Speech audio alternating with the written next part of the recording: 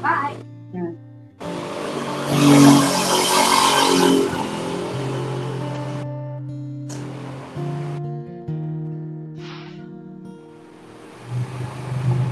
Bapakku datang menyembahmu di sini. Ku percaya kau ada bagiku.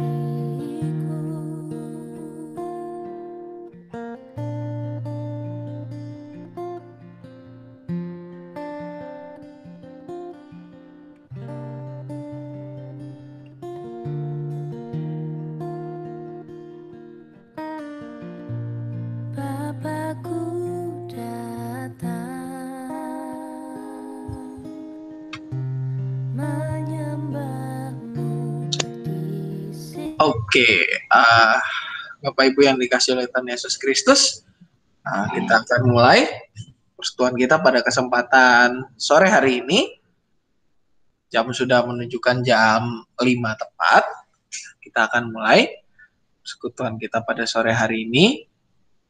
Untuk sebelum memulai, mungkin saya minta tolong Penatu Alinawati untuk memimpin kita dalam doa buka. Mari Bapak Ibu kita bersatu di dalam doa. Bapak, kami berterima kasih karena pada sore hari ini Tuhan memberikan kesempatan bagi kami untuk boleh beribadah bersama melalui persekutuan rumah tangga, sekalipun melalui Meet di rumah kami masing-masing.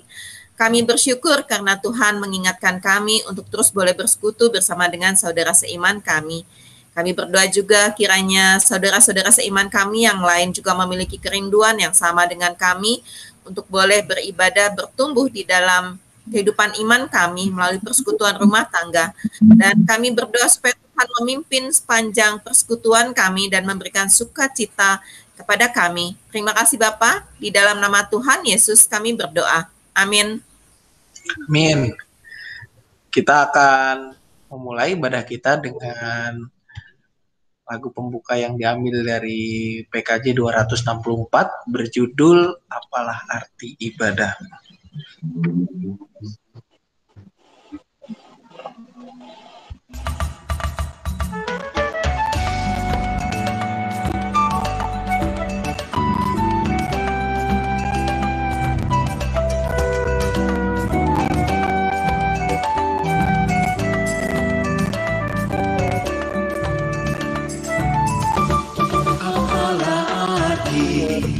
Ibadah kepada Tuhan,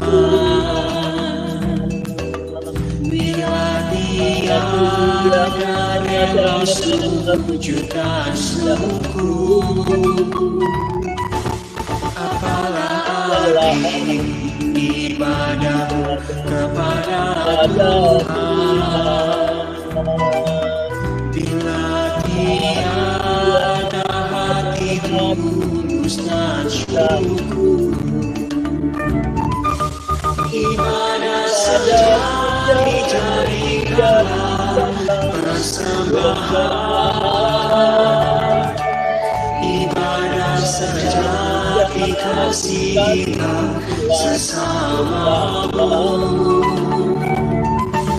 Ibadah sejati yang benar bagi Tuhan, jujur dan tulus ibadah bagi Tuhan. Berbahagia orang yang hidup beribadah, yang melayani orang susah dan lemah, dan penuh kasih menolong orang yang terbeban.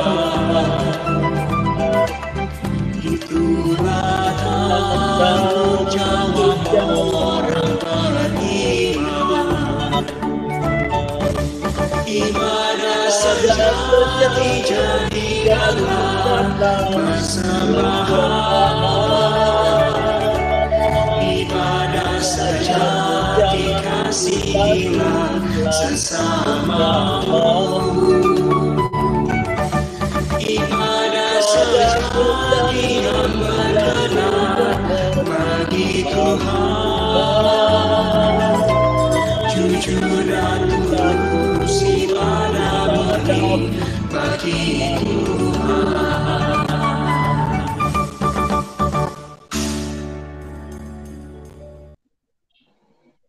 Baik, kita akan melanjutkan ibadah kita dengan membaca dan merenungkan bagian firman Tuhan. Sebelum kita membaca dan merenungkannya dari bacaan yang diambil dari 2 Korintus 5 ayat 6 sampai dengan 17. 2 Korintus 5 ayat 6 sampai dengan 17. Sebelum kita bersama membacanya, marilah kita berdoa memohon nikmat dari Tuhan supaya kita boleh mengerti dan juga menerima firman-Nya itu di dalam kehidupan keseharian kita. Mari kita berdoa. Tuhan, kami bersyukur pada kesempatan sore hari ini kami boleh kembali bergabung, kembali bersekutu ya Bapa, mendengarkan firman-Mu, dan jika sebentar kami akan bersama membacanya, kiranya Engkau yang boleh memberikan hikmat di dalam hati kami, memampukan kami untuk boleh mengerti, dan juga menerima serta melakukannya dalam kehidupan keseharian kami. Tolong juga hamba-Mu yang penuh dengan kelemahan ini ya Bapa, biarlah apa yang dikatakannya berasal daripada-Mu saja. Dalam nama anak-Mu Tuhan Yesus Kristus kami berdoa. Amin. Baik. Kita akan bersama mendengarkan pembacaan dari 2 Korintus 5 ayat 6 sampai dengan 17. Saya akan menayangkan pembacaannya. 2 Korintus 5 ayat 6 sampai dengan 17. Demikian bunyi firman Tuhan. Maka oleh karena itu, hati kami senantiasa tabah, meskipun kami sadar bahwa selama kami mendiami tubuh ini, kami masih jauh dari Tuhan. Sebab hidup kami ini adalah hidup karena percaya, bukan karena melihat. Tetapi hati kami tabah, dan terlebih suka kami beralih dari tubuh ini untuk menetap pada Tuhan. Sebab itu juga kami berusaha, baik kami diam di dalam tubuh ini, maupun kami diam di luarnya, supaya kami berkenan kepadanya. Sebab kita semua harus menghadap tahta pengadilan Kristus, supaya setiap orang memperoleh apa yang patut diterimanya, sesuai dengan yang dilakukannya dalam hidupnya ini, baik ataupun jahat. Kami tahu apa artinya takut akan Tuhan. Karena itu kami berusaha meyakinkan orang. Bagi Allah hati kami nyata dengan terang, dan aku harap hati kami nyata juga demikian bagi pertimbangan kamu. Dengan ini kami tidak berusaha memuji-muji diri kami sekali lagi kepada kamu. Tetapi kami mau memberi kesempatan kepada kamu untuk memegahkan kami, supaya kamu dapat menghadapi orang-orang yang bermegah karena hal-hal lahiriah dan bukan batiniah. Sebab jika kami tidak menguasai diri, hal itu adalah dalam pelayanan Allah. Dan jika kami menguasai diri, hal itu adalah untuk kepentingan kamu. Sebab kasih Kristus yang menguasai kami. Karena kami telah mengerti bahwa jika satu orang sudah mati untuk semua orang, maka mereka semua sudah mati. Dan Kristus telah mati untuk semua orang. supaya mereka yang hidup tidak lagi hidup untuk dirinya sendiri, tetapi untuk Dia yang telah mati dan telah dibangkitkan untuk mereka. Sebab itu, kami tidak lagi menilai seorang juga pun menurut ukuran manusia. Dan jika kami pernah menilai Kristus menurut ukuran manusia, sekarang kami tidak lagi menilainya demikian. Jadi siapa yang ada di dalam Kristus, ia adalah ciptaan baru. Yang lama sudah berlalu, sesungguhnya yang baru sudah datang. Demikian pembacaan Alkitab kita yang berbahagia ialah setiap kita yang tidak hanya membaca, namun juga merenungkan di dalam kehidupan keseharian kita. Ya Bapak Ibu serta saudara-saudari sekalian, kalau ditanya nih, misalkan saya tanya gitu ya, pelayanan. Kalau misalnya saya tanya yang namanya pelayanan itu, menurut Bapak Ibu, pelayanan itu apa aja sih? Menurut Bapak Ibu, pelayanan kira-kira yang termasuk sama pelayanan.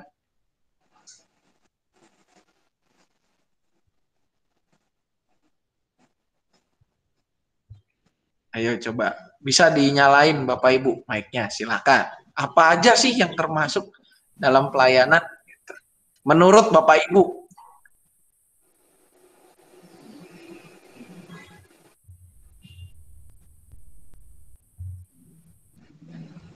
Mengasuh anak, Pak. Gimana? Email? Mengasuh anak, merawat anak. Mengasuh anak, merawat anak. Oke, terima kasih. Ada lagi yang lain Bapak Ibu? Apa aja? Mengajar. Ya? Gimana? Melayani deh Pak, menjadi pelayan. Gimana, Bu? Menjadi penyuluhan. Jadi pembantu, mengajar. Apalagi? Penyuluhan pada masyarakat. Oh, mengajar ya. Menyuluhkan begitu ya, memberikan. Mungkin ada lagi Bapak Ibu yang lain? Pelawatan Pak. Pelawatan. Nah, Pelayanan konsultasi. konsultasi ya, masuk juga dalam pelayanan. Sebenarnya Bapak Ibu, kalau kita bicara pelayanan ternyata skopnya itu luas gitu ya, sangat luas. Jadi nggak terbatas gitu ya, nggak kalau kita bicara soal yang namanya pelayanan itu apa aja, ternyata skopnya luas banget. Kadang kita juga ketika ditanya mungkin Bapak Ibu apa aja sih yang masuk pelayanan, kita jawabnya juga saking luasnya, kita sampai apa aja nih yang masuk ya gitu ya. Ini masuk nggak ya kira-kira saking luasnya. Nah, tapi Bapak Ibu kalau boleh diidentikan gitu ya, kalau ditanya soal pelayanan, kalau boleh diidentikan pelayanan itu merupakan sesuatu yang identik dengan kegiatan gereja. Kalau dari tadi saya dengar ada yang mengajar, ada yang konsultasi segala rupa begitu ya, identik dengan pelayanan gereja. Mengasuh anak pun juga identik dengan pelayanan gereja gitu ya. Ada sekolah minggu yang berfokus pada pelayanan anak. Lalu juga untuk kaum muda gitu ya, anak-anak remaja dan pemuda itu kan juga yang mengasuh anak juga begitu ya Bapak Ibu ya. Pendeta dan penatua juga pelayan. Betul, mengambil bagian dalam pelayanan gitu ya. Banyak rupanya mengasuh anak, lalu juga melayani ketika kita melayani konseling, lalu mengambil bagian di dalam struktur organisasi gereja, itu juga identik dengan yang namanya pelayanan. Makanya tadi saya bilang pelayanan itu salah satu halnya adalah itu identik dengan kegiatan gereja. Nah ini juga istilahnya orang-orang masih hidup dengan diversifikasi seperti ini. Kalau yang namanya pelayanan itu biasanya identik dengan hal-hal yang gerejawi, sedangkan yang sesuatunya ini bukan pelayanan, gitu ya. Juga pelayanan itu kalau kita bilang itu bisa digolongkan sebagai wujud persembahan diri, gitu ya. Kita melayani sebagai persembahan diri kita kepada Tuhan yang diwujudkan lewat keaktifan kita, gitu ya. Kalau bicara soal pelayanan. Lalu juga ada yang ketiga, Bapak Ibu, ini sesuatu hal yang juga berkaitan dengan pelayanan, yaitu ini saya berikan quote and quote gitu ya, memberikan tanda kutip, dalam tanda kutip istilahnya tuh penuh intrik. Kenapa bisa dikatakan penuh intrik?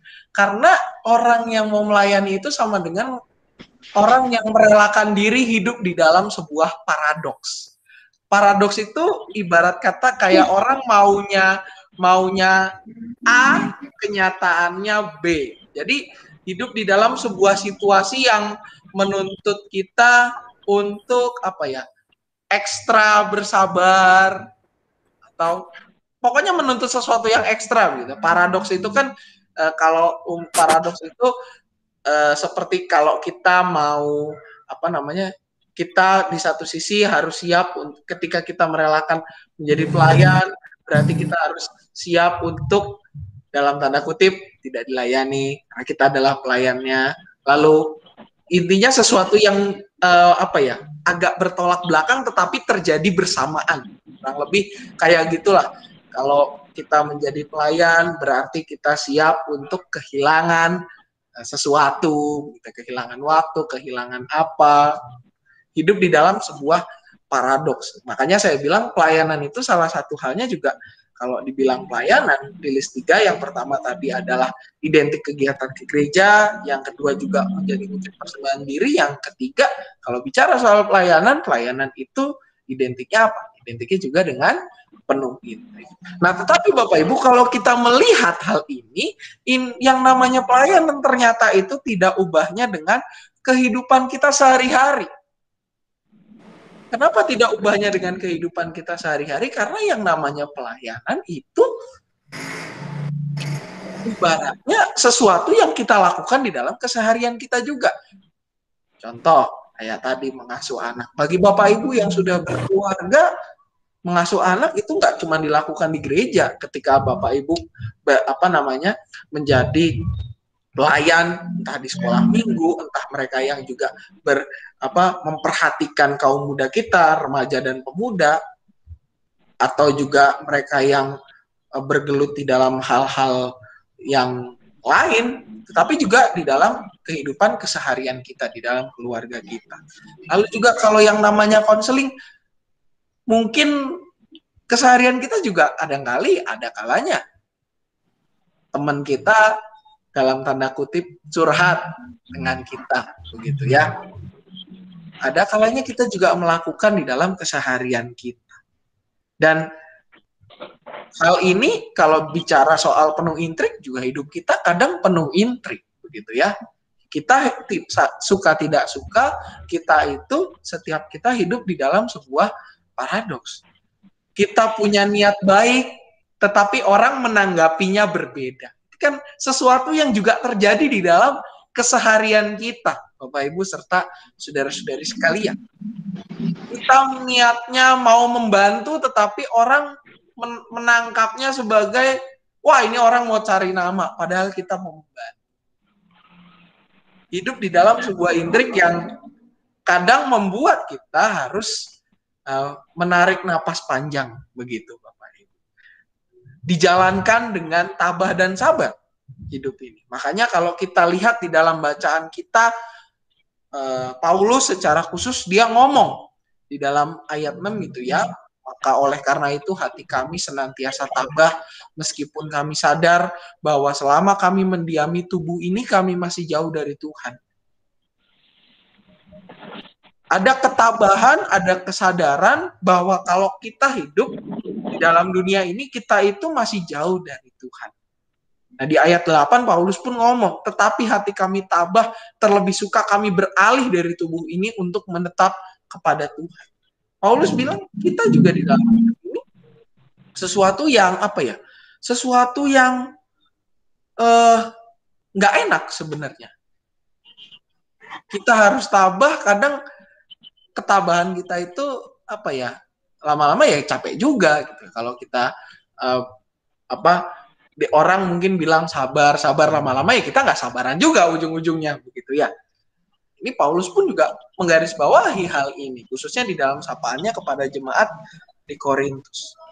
Dan juga kalau kita bicara di dalam keseharian kita, ada kalanya apa yang kita lakukan, apa yang kita harapkan tidak sesuai dengan ekspektasi kita. Kita punya bayangan, wah di tahun sekian, seperti ini. Kenyataannya jauh dari itu. Itu juga yang terjadi di dalam kehidupan pelayanan. Maka dari itu yang namanya pelayanan itu nggak semata-mata pelayanan kita bisa membedakan pelayanan di gereja, di rumah itu, atau di luar kehidupan kita itu bukan pelayanan. Pelayanan ya adalah kehidupan kita. Karena apa? Karena kita itu hidup untuk menjadi seorang pelayan. Pelayan siapa? Yaitu pelayannya Tuhan. Dengan kesadaran itu kita juga harus siap untuk menghadapi situasi yang kadang tidak sesuai dengan ekspektasi kita, tidak sesuai dengan harapan kita. Hidup di dalam sebuah relasi yang bersifat paradok. Maunya A, tetapi orang menerima B. Maunya C, orang menanggapinya dengan D. Kita ingin orang menanggapi dengan baik, tetapi apa yang kita terima justru jauh dari kata harapan kita. Nah, oleh karenanya, kita dituntut juga untuk senantiasa memperbaharui atau mengubah diri kita. Nah, makanya dengan tema hari ini yaitu bertekun dalam pelayanan, Bapak Ibu, bertekun itu menjadi cara kita untuk terus meneladan apa yang Tuhan Yesus telah lakukan pada hidup kita. Kalau kembali lagi kepada tulisan Paulus itu ngomong dengan tegas, begitu ya. Kasih Kristus yang menguasai kami karena kami telah mengerti bahwa jika satu orang sudah mati untuk semua orang, maka mereka semua sudah mati, dan Kristus telah mati untuk semua orang supaya mereka yang hidup tidak lagi hidup untuk dirinya sendiri, tetapi untuk Dia yang telah mati dan telah dibangkitkan untuk mereka. Artinya dari bagian ini Bapak Ibu, bertekun itu untuk apa? Untuk supaya kita semakin sadar akan identitas kita. Identitas kita yang apa? Identitas kita yang telah diubahkan dari kehidupan kita sebelumnya. Identitas kita yang telah berubah. Kalau dahulu kita istilahnya tidak memiliki harapan di masa depan, tetapi karena kita telah mengalami kematian dan kebangkitan bersama dengan Kristus yang adalah karya penebusannya, karya keselamatannya, kita dimungkinkan untuk memiliki hari baru. Kita dimungkinkan untuk untuk istilahnya orang itu punya harapan di masa depan. Makanya kita tidak lagi hidup untuk diri kita sendiri, tetapi untuk Dia yang telah mati dan telah dibangkitkan untuk mereka. Ini berarti ada perubahan di dalam cara pandang kita. Perubahan cara pandang yang membuat kita memiliki motivasi untuk memberikan diri kita untuk dipakai oleh Tuhan. Sebab kita telah, kalau dalam salah satu ayat Alkitab dikatakan, kita itu udah dibeli sama Tuhan. Udah lunas harganya dibayar. Dan kita adalah sekarang milik Tuhan. Oleh karenanya, karena kita telah menjadi milik Tuhan, marilah kita melayani Tuhan. Melayani apa? Melayani Dia yang telah memberikan hidupnya untuk sahabatnya. Sahabatnya yang apa? Bukan sahabatnya yang baik. Kita memang betul sahabat Tuhan. Tetapi kalau kita mengingat ketika Yesus mengatakan kamu bukan lagi hamba tetapi adalah sahabat, itu dalam konstruksi bahwa kita itu bukan sahabat yang baik, tetapi sahabat yang cuma istilahnya kayak orang take it for granted, alias hanya mengambil keuntungan untuk kepentingan diri kita semua. Yesus telah mati buat kita untuk menebus sahabat-sahabatnya yang nggak baik, gitu kan? Sahabat-sahabatnya yang apa ya istilahnya, bukan sahabat. Kalau kita bersahabat dengan orang, kita harapannya adalah sahabat kita ini baik sama kita, saling mendukung, saling mensupport dan sebagainya. Tetapi apa yang Yesus lakukan justru jauh dari apa yang kita lakukan. Di mana dia bersahabat, menyatakan bahwa setiap kita adalah sahabat, itu bukan sahabat yang baik, tetapi sahabat yang istilahnya jauh dari kata baik, sahabat yang nggak baik sama sekali. Mengapa Yesus melakukannya? Karena supaya kita bisa belajar kehendak Tuhan dengan lebih baik lagi. Nah, bertekun ini juga sebuah cara kita untuk meneladani apa yang Kristus lakukan. Selain ia menjadikan kita sahabat, dia juga tidak menyerah untuk mewartakan keselamatan. Kalau kita lihat di dalam karya pelayanannya dan yang juga menjadi kehidupan Yesus Kristus, dia nggak pernah menyerah di dalam mewartakan kabar sukacita yang berasal dari Tuhan. Kristus nggak pernah menyerah, walaupun orang Farisi kadang mendatanginya, kadang juga dia dicerca di depan, bahkan sampai dia disalib, tapi dia tidak menyerah untuk mewartakan kabar keselamatan buat kita. Nah, inilah yang harusnya juga menjadi motivasi kita. Sama seperti yang dikatakan oleh Paulus di dalam Korintus. Ayat 17, Paulus mengatakan, siapa yang ada di dalam Kristus, ia adalah ciptaan baru. Yang lama sudah berlalu, sesungguhnya yang baru sudah datang. Kita melalui bagian ini diingatkan lagi oleh Paulus bahwa kita ini adalah manusia yang baru. Manusia yang telah ditebus oleh Tuhan, harganya telah lunas dibayar, dan tidak ada lagi alasan untuk kita tidak melayani Tuhan di dalam keseharian kita. Tidak ada alasan bagi kita untuk apa ya istilahnya kayak orang itu tidak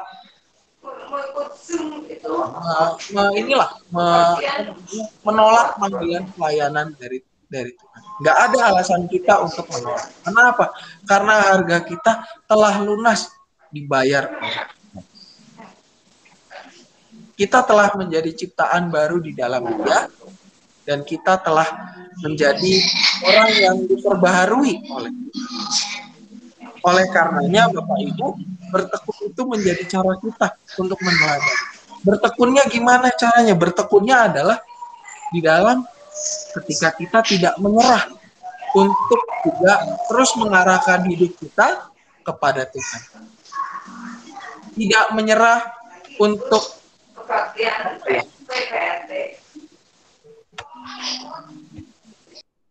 tidak menyerah, istilahnya tidak menyerah supaya kita senantiasa mengarahkan diri kepada Tuhan di dalam kehidupan dan pelayanan kita. Di mana kehidupan dan pelayanan kita itu adalah sesuatu yang tidak terpisah.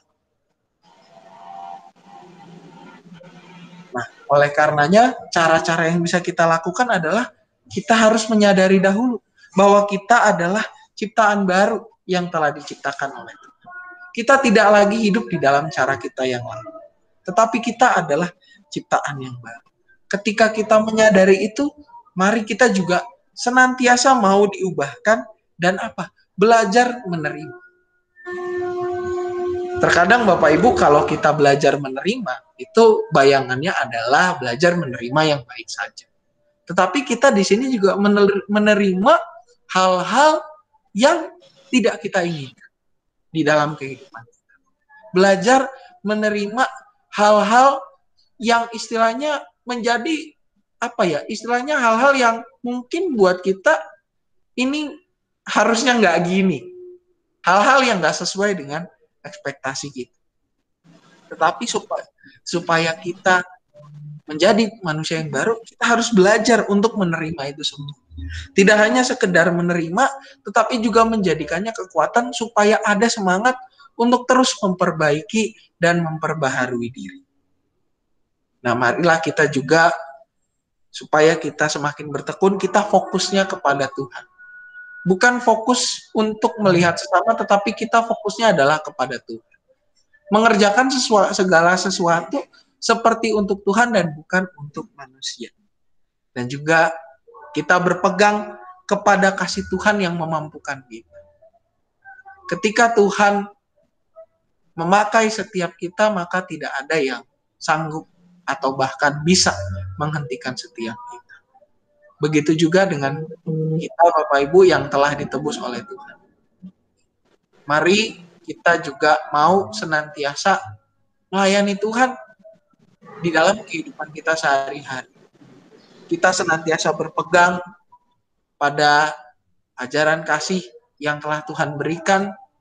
Kita senantiasa mau mengasihi orang sekalipun mungkin tanggapannya tidak sesuai dengan harapan kita.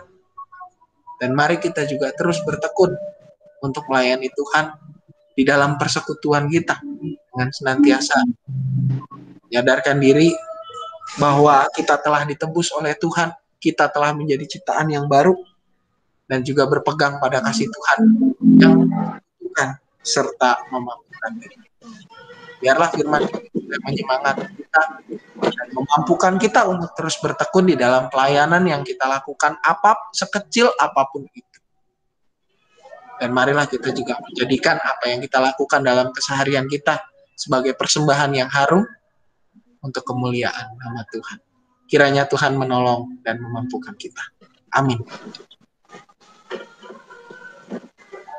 Kita akan melanjutkan dengan saat teduh, Bapak Ibu. Ada beberapa pokok doa yang telah saya dapatkan di sini, gitu ya. Barangkali Bapak Ibu ada yang mau menambahkan selain yang ada di Warta Jemaat?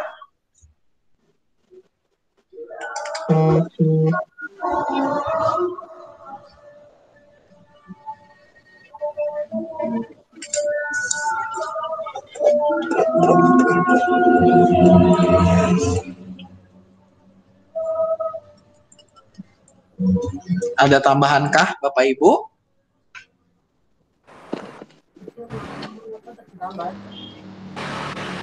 Anak-anak yang ikut, Mas. Oh, penilaian akhir semester ya, Pak?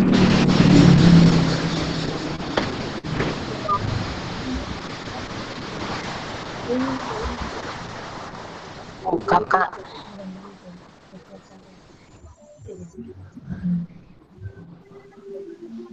Oke, ada lagi Bapak Ibu?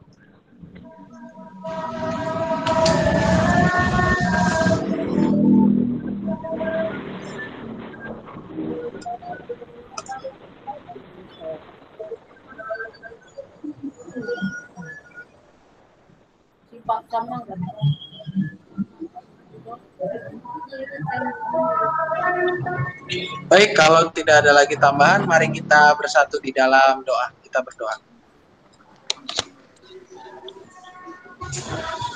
Kami bersyukur ya Tuhan, pada kesempatan sore ini kami kembali diingatkan untuk senantiasa bertekun di dalam pelayanan kami, di dalam apa yang kami lakukan, di dalam segala aktivitas kami, bertekun untuk menyadari bahwa diri kami adalah orang yang telah ditebus oleh Tuhan, menjadi ciptaan yang baru, dan biarlah dengan kesadaran ini kami mau senantiasa memperbaiki diri kami, memperbaharui, dan juga senantiasa mengarahkan diri kami untuk kemuliaan nama-Mu saja. Kiranya Engkau yang memakai kami ya Bapa dan memampukan kami untuk menjadi berkat di tengah masyarakat. Kami berdoa pada saat ini ya Bapa untuk rekan kami yang pada saat ini dalam pergumulan atau mereka yang mengalami sakit atau lemah tubuh. Kami mau berdoa ya Bapa untuk Oma Edin yang di dalam masa pemulihan. Kami juga mau berdoa ya Bapa untuk keluarga dari Bapak Bernard Antoni Hutagaul. Kami mau berdoa juga ya Bapa untuk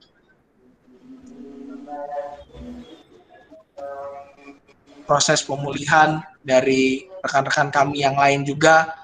Ibu Tina, Mama dari Kesia, Om Mami En, dan juga rekan-rekan kami yang lain yang belum dapat kami sebutkan satu persatu. Biarlah ya Tuhan, Engkau yang senantiasa memulihkan kondisi mereka, Engkau yang senantiasa terus menghidupkan harapan bagi mereka, dan juga biarlah Engkau yang senantiasa memampukan mereka untuk melihat rancangan indah-Mu ya Bapa di balik ini semua. Berdoa juga untuk keluarga yang mendampingi, biarlah keluarga juga boleh merasakan sukacita yang berasal daripada-Mu. Kami juga berdoa untuk kecukupan kebutuhan mereka, biarlah mereka senantiasa dicukupkan. Kami juga mau berdoa ya Bapa untuk anak-anak, cucu-cucu kami yang akan menghadapi penilaian akhir semester. Biarlah ya Bapak, Engkau juga yang boleh menuntun mereka mengerjakan semua soal dengan jujur. Juga anak-anak kami yang sedang menentukan kelanjutan studinya, biar Engkau juga tolong untuk melihat rencana indah-Mu.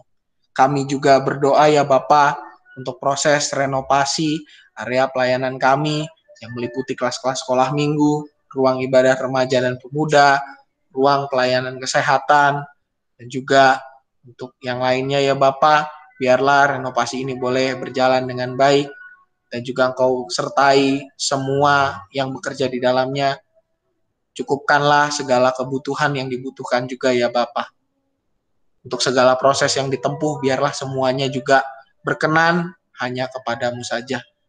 Kami juga berdoa untuk diri kami masing-masing, dengan segala pergumulan kami, termasuk juga pergumulan bangsa kami di dalam menghadapi pandemi COVID yang masih terus terjadi. Saudara-saudara kami di Kudus juga ya Bapak, yang mengalami lonjakan untuk yang terinfeksi virus COVID, biar juga ya Bapak, Engkau yang senantiasa memampukan setiap kami, bagian dari warga negaramu, untuk menaati protokol kesehatan yang telah ditetapkan. Biarlah Engkau yang senantiasa menambahkan hati kami, memampukan kami untuk terus berjuang bersama menghadapi pandemi ini bersama dengan pemerintah kami. Biarlah juga Engkau memberikan hikmat kepada mereka untuk memutuskan yang terbaik di dalam hadapi bencana ini. Ya Bapa, inilah doa kami yang jauh dari sempurna, yang hanya kami sempurnakan dalam nama anak Tuhan Yesus Kristus, Sang Firman yang hidup, Juru Selamat kami berdoa dan berpengharapan. Amin. Bapak Ibu, kita akan mengakhiri PRT kita pada kesempatan sore hari ini dengan pujian Pakailah Seluruh Hidup.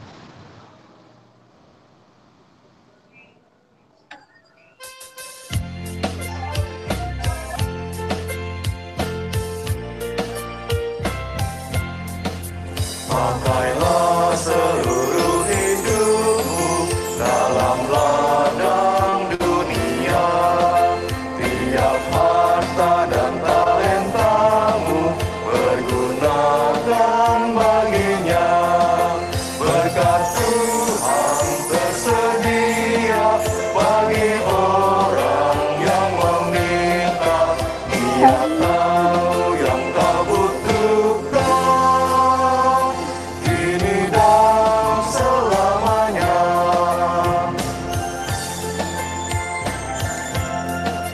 Sungguh banyak waktu terbuang untuk hal yang tak perlu. Tuhan banyak beri peluang menyalurkan kuasa-Mu. Berkat Tuhan tersedia bagi orang yang meminta. Dia tahu yang kau butuhkan kini dan selamanya.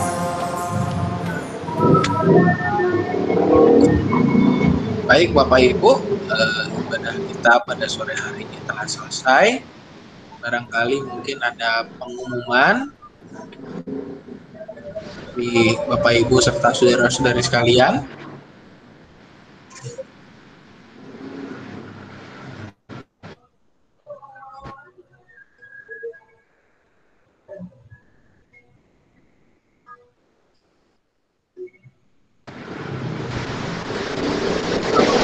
ya Bapak Ibu,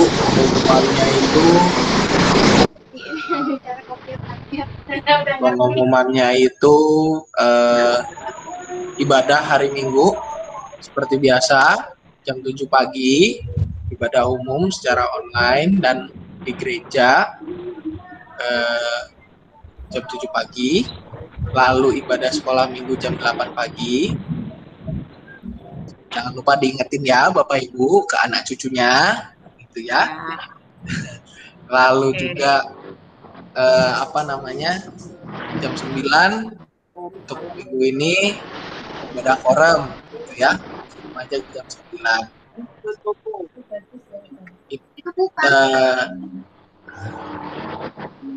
Itu kalau dari saya itu sih pengumumannya Bapak Ibu. Barangkali Bapak Ibu ada yang lain bukan sesuatu.